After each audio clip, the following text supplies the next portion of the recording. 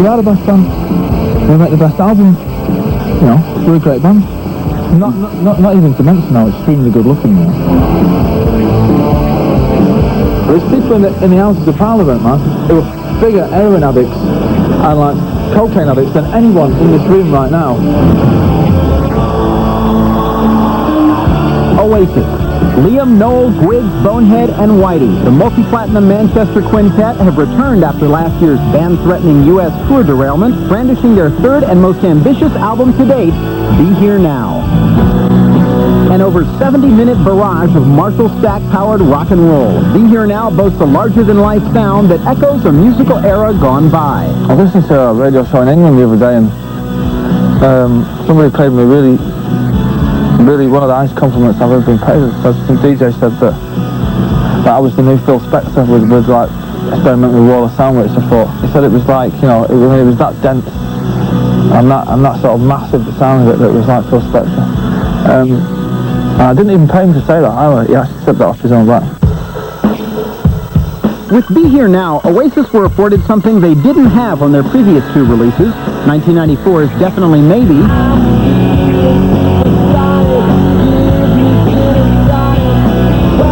and 1995's What's the Story, Morning Glory.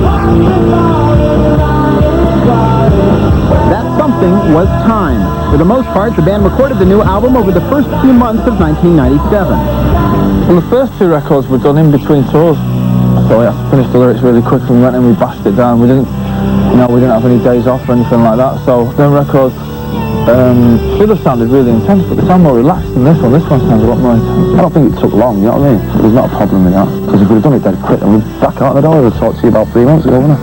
Yeah. On this bloody stool.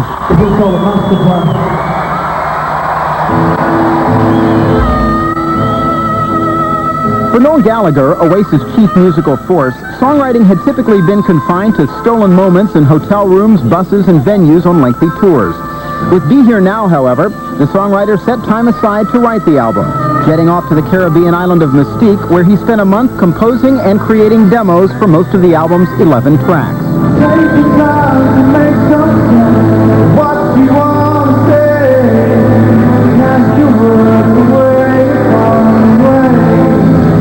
I put myself under like quite a bit of pressure because that was the only time that was set aside for writing. So when I went to Mystique, the first week was sort of like quite slowish and maybe one, and then as soon as like your mind was waking up, I was writing sort of like 2 or 3 songs a day sometimes.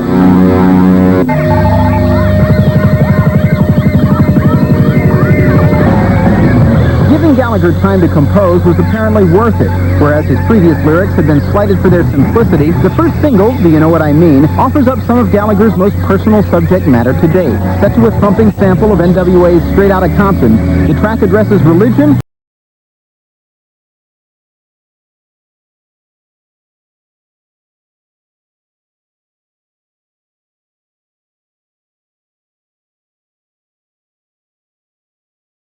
where I was born. But after going away and becoming successful and earning lots of money and being famous, I don't go back home to Manchester much anymore. And I actually got off the train one very early morning to go and see a mum, and sort of as soon as I got off the train, I suddenly realised, well, I don't live there anymore.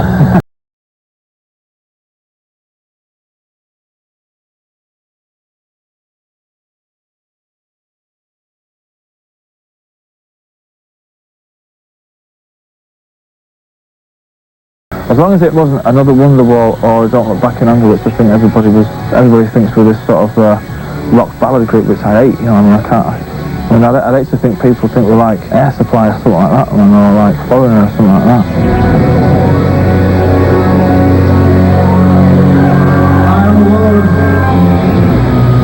If you look at the 100 greatest songs ever written, the Beatles have written at least 60 of them. And that's better than wanting to be the Velvet Underground, you know what I mean? Or wanting to be the Doors. Oasis have never shied away from their love of the Beatles.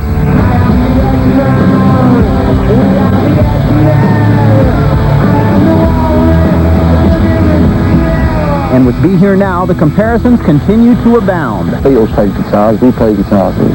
Beatles had hair, we've got hair. Beatles had arms, we've got arms.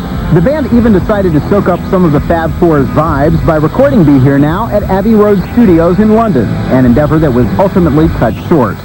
There's like 3 studios in there, and we were playing that loud. Somebody knocked on the door one afternoon and told us some old fella. He was doing his flugelhorn overdub or something, and he came in and he's banging on his own. He says, "I'm awfully sorry, I've been." He said, "But I don't suppose you could turn it down a minute." He said, "I'm trying to do my flugelhorn downstairs." And we was like, "Flugelhorn? Stick your flugelhorn up your ass, mate. It's a recording studio." While Noel often makes references to the Beatles in his lyrics, such as alluding to Helter Skelter and the new track Fade In Out, this time even the album's title was Beatles-inspired. Be Here Now is a Buddhist reference John Lennon made in an interview just before his death, saying that the point of life was just to be here now. If that wasn't enough, the album's cover photo appears to hold some Beatlesque riddles as well. We put a white Rolls Royce in a swimming pool. The registration plate was blank, so somebody said, "Why don't we have the registration plate off the police van on Abbey Road?" All of a sudden, it's like all over the press that they've actually got a story for every single item that's in this thing that took us like 5 minutes to throw it together. So let's just put that there.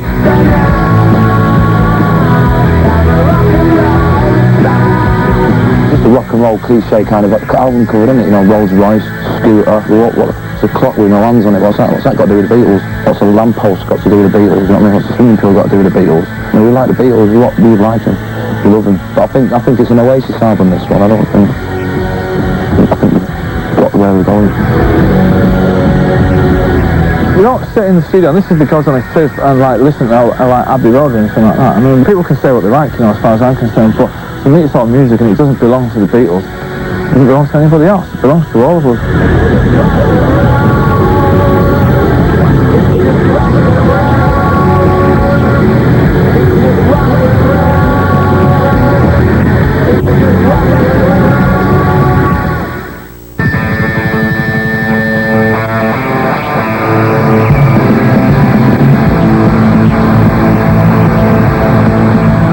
The pinnacle moments in Oasis' career to date was their sold-out pair of shows in their hometown of Manchester before 120,000 fans in the spring of 1996. It was a crowning achievement for the working-class lads who for years had dreamed of finding a way out of the dead-end life it seemed fate had dealt them. A life amidst crime and drugs, all set to the music of Mancunian mainstays, The Smiths and Happy Mondays.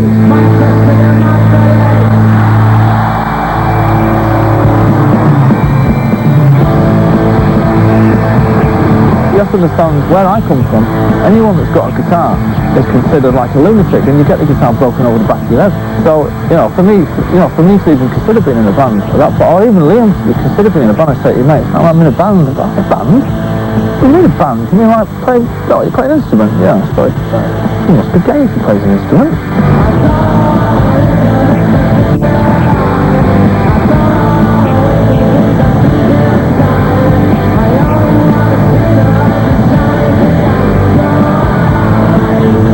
As a kid, where people were like giving you encouragement, you've got to feel good about your own, you know what I mean? It's like, from your own point, you know what I mean? Surely someone's telling Michael Bolton he's great, you know what I mean? Right now, hey Michael, you're great. You know what I mean? And he's going, yeah, cool, but you're a wanker, innit? You know what I mean? While many perceive Oasis to be Noel Gallagher's conception, the band was in fact founded by bassist Paul McGuigan and guitarist Paul Bonehead Arthurs, who ushered in singer Liam Gallagher and drummer Tony McCarroll. But the band had little direction until the senior Gallagher came to their first gig in 1991. Well, I went to see these when we done the first gig at the Broadwalk in Manchester, and I thought it was alright, but the songs were crap. So they said they wanted a guitarist, and so I said I'd join if they let me write the songs. Is that really? Can I be in your band? Yeah, of course you can. Only if you write the songs. However it went down, Noel did come, packing songs in one hand and his guitar in the other. He laid down a strict schedule of rehearsals, which the others were happy to comply with after getting an impressive sample of his music. Whatever got me, I remember him coming into the rehearsals, he played it on acoustic guitar. I was like, where'd you get that from? You didn't like that, did you? It was like, I couldn't believe it.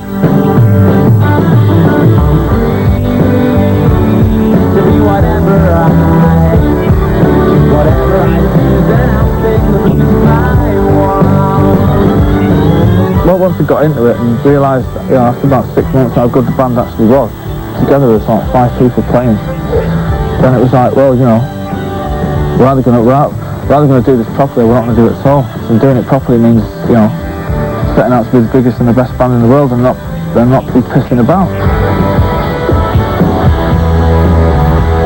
Things took off from there. After a 4-song set at Glasgow's King Tut's Wawa Hut, the band was signed to Sony Music Worldwide to release their first LP, Definitely Maybe.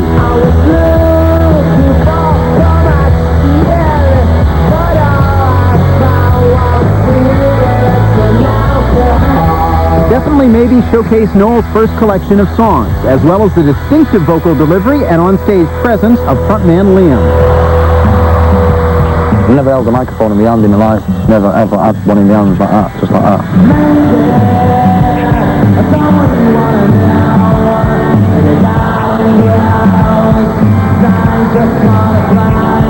I don't think I'm a performer. I'm just a singer because I'm anti-charismatic. You know, I'm not jumping around business and you and your cars going, come on, yeah. You know, that's just things.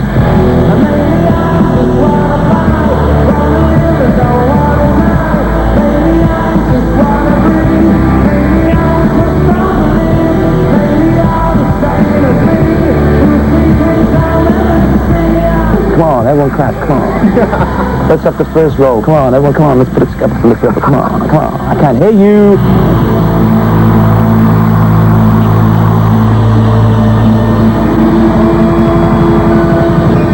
While Definitely Maybe was the fastest-selling debut album ever in England, commercial success didn't happen stateside until Oasis' sophomore effort, What's the Story, Morning Glory. Morning Glory saw new drummer Alan White replace the ousted Tony McCarroll, who to this day is trying to sue the band for millions in compensatory damages.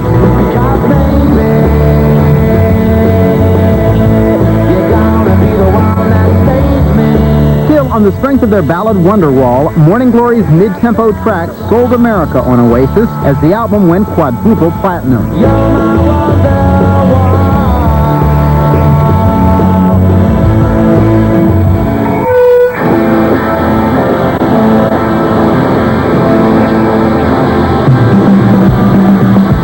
Supported their albums with dogged tour schedules, crisscrossing America on 8 separate occasions, which Noel determined was necessary in order to succeed stateside.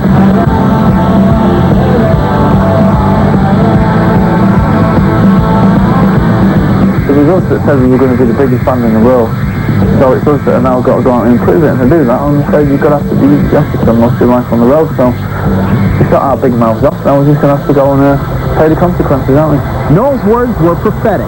By the summer of 1996, consequences began to present themselves. Liam ain't going to be with us tonight because he's got sore throat, so what were the ugly for? The band's non-stop tour, record, tour again routine took an inevitable toll. Liam's voice gave out, ironically, just in time for MTV's Unplugged taping. Big brother Noel was left to pick up the slack as Liam, looking rather fit, looked on from the balcony.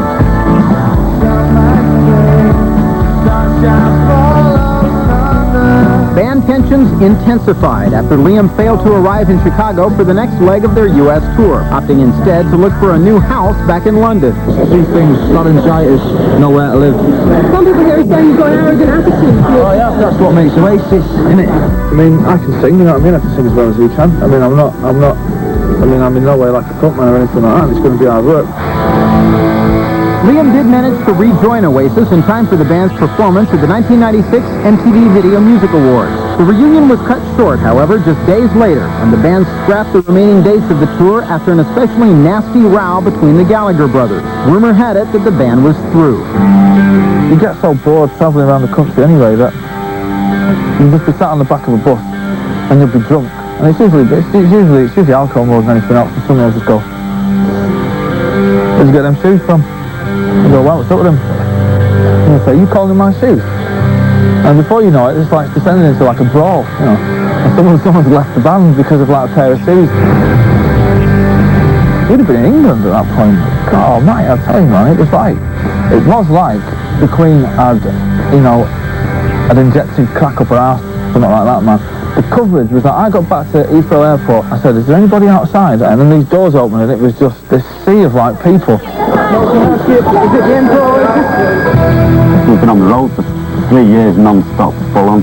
And when we weren't on stage playing, we were in the studio recording. We didn't walk away from anything, we just needed to go home. It was only 3 gigs, it was like, you know, the end of the world. But my thing was that it would have been worse doing the gigs actually. knew that the camp was in, because nobody really wanted to play together with them. Everyone just wanted to go home. Once home, Liam and Noel sorted things out, deciding to take an extended holiday before venturing into the next album. Still, touring in support of the new record seems a daunting task. Sort of. If we could work out a system where everybody in the world came to our rehearsal room, sort of maybe once every Saturday night for a couple of hours, that'd be fantastic. But, you know, it's not going to work like that, is it? You know, you've got to get on and, you know, you have to get on that plane and sit in the first class drinking champagne all the way, you know what I mean? Life's a bitch, isn't it? Wouldn't wish it upon anyone. Get a proper job, kids.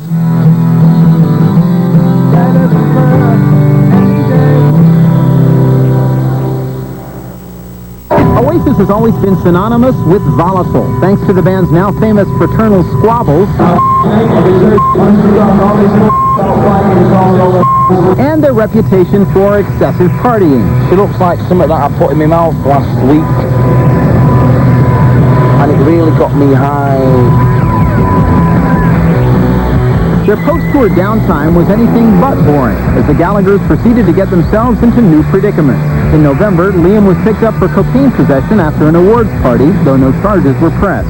Soon after that, big brother Noel made some by now infamous comments about the use of illegal substances among, well, everyone. There's people in the Houses of Parliament, man, who are bigger heroin addicts and like cocaine addicts than anyone in this room right now. All the MPs in the House of Lords were heroin addicts. You know what an observation that was. Now there's the downside of alcohol, that folks. Everybody does it. You do it, you do it, you do it, you do it, you do it, you do it, and you do it. He doesn't do it because he's a buddhist. The fact of the matter is, it's like everybody's the drugs. That's what I'm saying anyway. I'm saying, you know, I mean, the person that was asking me the question, you know, he does drugs. I've done drugs with him. You know, so there you go. Mr. Gallagher should realize that he's a role model. Yes, he's entitled to his views, he's entitled to his thinking, but he must also realize that he's got a responsibility beyond himself. If people think I'm irresponsible, you know, yeah, I am irresponsible. I'm in a rock and roll group. I'm supposed to be responsible. You know, if I didn't want to be irresponsible, I'd be a priest. You know, I'd be a good songwriting priest, though. I'd write some cracking hymns. Alright, pop stars who go and whine about the price of fame. People like Eddie Vedder, you know what I mean? What's the point? Why is he in a band to be so pissed off with it? You know what I mean? Why don't you just go work at a car wash, you know what I mean? Or like McDonald's. In stark contrast to the celebrity-shy rockers of the grunge era that preceded them, naked ambition has never been a problem for Oasis. I've got a Rolls Royce. I've got 3 stalkers. I'm about to go on the board at Manchester City. I'm part of the greatest band in the world. Am I happy with that? No, I'm not! I want more!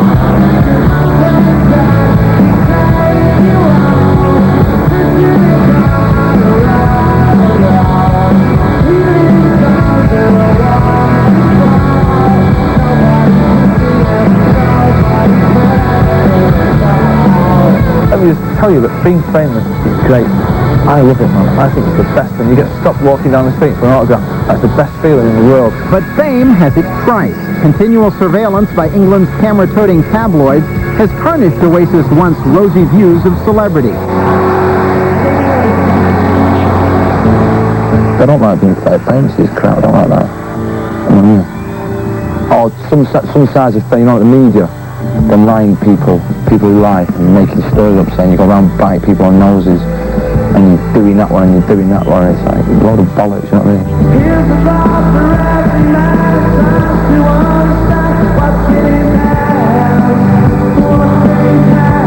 A Reading one. It was like, last night, Liam ordered a Chinese takeaway. He had egg fried rice, Patsy had an Indian chef, poppadom. I mean, what? Egg fried rice and whatever she had for dinner last night got to do with eat it.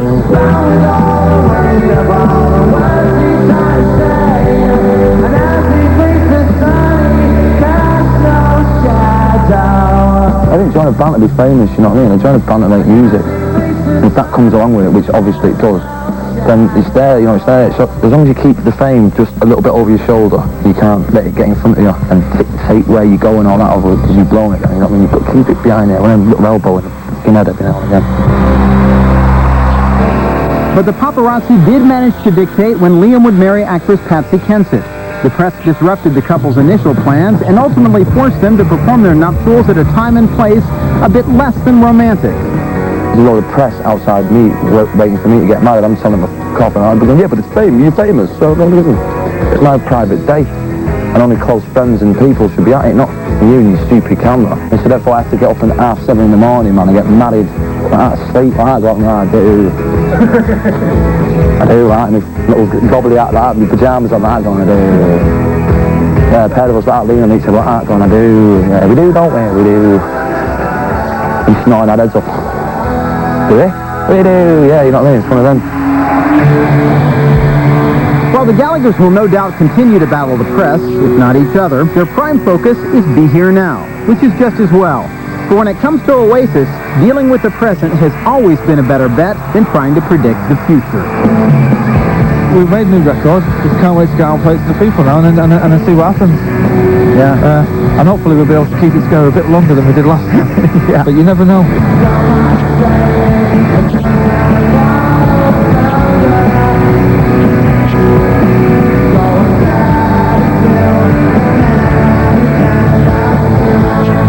I just hope the people who buy it like it. I hope the people who buy it like it tell their mates. And I hope their mates tell their mates. Because they need to build another car park for that helicopter. Everyone's very excited, and all the band, everyone who works for it is excited to get back out again. Fuse excites me, Barger excites me, America excites me, Fuse excites me, everything excites me. I'm just one excited young man.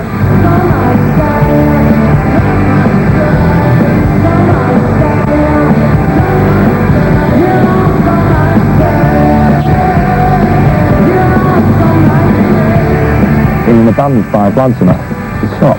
And all the cliche, you know, all the picture that you see of rock and roll, it's great, you know. You get to come to places like this, you know what I mean? It's a really groovy people like yourself. There's a girl screaming at you, it's really wicked, I can't beat it.